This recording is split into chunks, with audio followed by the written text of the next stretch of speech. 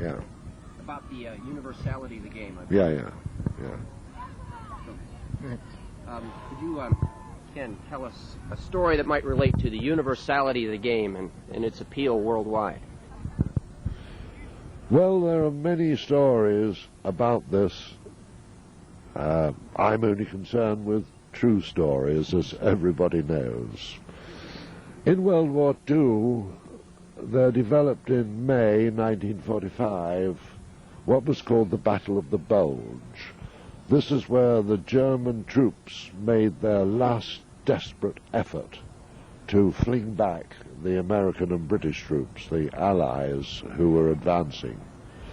And they fought marvelously well. They concentrated all their efforts on this, and indeed they dented the Allied lines to such an extent it became known as the Battle of the Bulge, because they did make a bulge in the line. Now all this happened in the Ardennes forests. Now there was one German armoured regiment that had fought itself to a standstill, and they were no longer viable as fighting soldiers till they'd had a rest. So they had to be pulled back from the line for rest. And they were pulled back to near Strasbourg. And what's the first thing, being Germans, they wanted to do, having a rest? They wanted a game of soccer.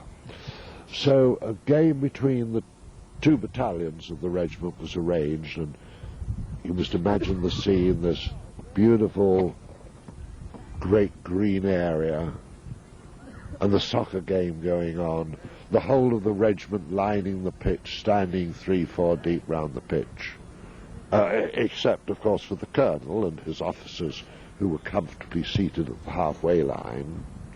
And the game proceeded. Beautiful day, blue skies, fluffy clouds.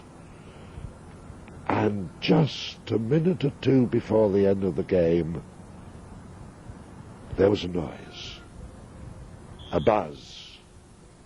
And the colonel looked up at this approaching noise and suddenly shouting, "Achtung, Spitfire! Take cover!"